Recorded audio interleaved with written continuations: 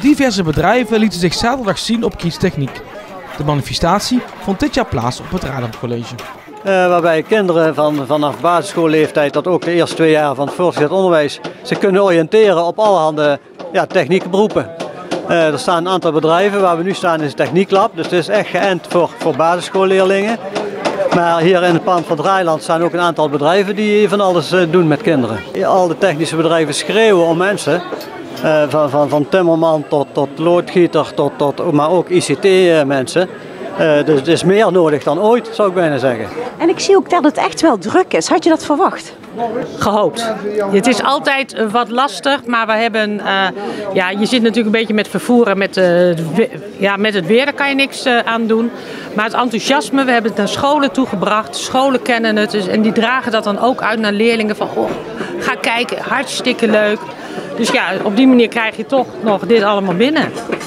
Ja, kinderen vinden het gewoon prachtig om met de handjes iets te doen, om te timmeren en te solderen en een werkstukje mee naar huis te nemen. Want dat is natuurlijk de trofee die daaruit uit voortkomt. Ik ben een poppetje soort van aanmaken die je neer kan zetten en kan ophangen. Een kubus maken. Een kubus maken. En waarom ga je die maken? Omdat ik zin had om iets te bouwen.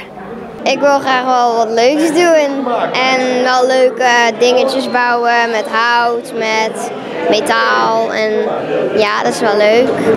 Vorig jaar is het heel erg bij ons in de buurt geweest en vorig jaar vond ik het ook heel leuk, maar het is ook via school gegaan, want er hing overal op de ramen en deuren. Ik vond het wel leuk en ik vind het ook wel leuk, iedere keer wel weer ergens is er wel wat anders te doen. En dat is wel leuk. En dan heb je zo'n mooi huisje gebouwd. Heb je dat zelf gedaan? Ja, met wel een paar hulp dat iemand hem even vasthield. Maar voor de rest heb ik mezelf in elkaar geschroefd. En wat wil je dan later worden? Iets in de techniek? Ja, techniek of juffrouw worden of zoiets.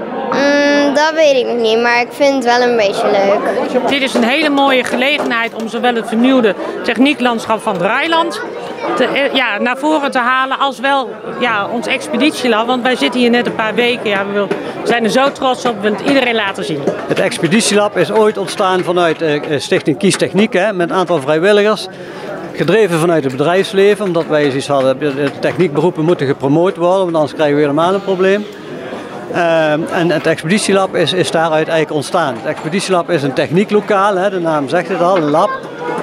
Waar kinderen van basisschoolleeftijden gemiddeld 2-3 keer per jaar komen vanuit alle basisscholen in Venray om techniekonderwijs te krijgen. En van timmeren tot solderen tot computerkunde, van alles zeg maar. Wij doen nog veel meer, want die kinderen enthousiast maken, dat lukt door ze hier naartoe te halen.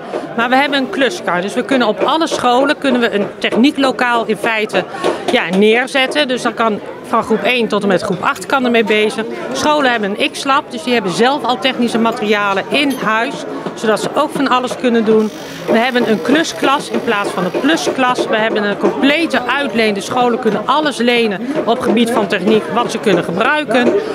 En we hebben ook de workshops, dus hier komen ook kinderen van groep 1 timmeren. Of kinderen van groep 8 die toch nog eens een keer iets extra's willen doen. Dus het is meer dan alleen maar het lokaal. We doen het echt heel breed. Dragen wij ons enthousiasme uit voor techniek en we hopen dat dat overspringt op de leerlingen. Je laat nu wel zien van waar begint de interesse voor techniek. Nou ja, hier, want je ziet al hele jonge kinderen. En ja, je ziet ze daar ook bezig. Dus dan heb je wel al die technieken in één keer.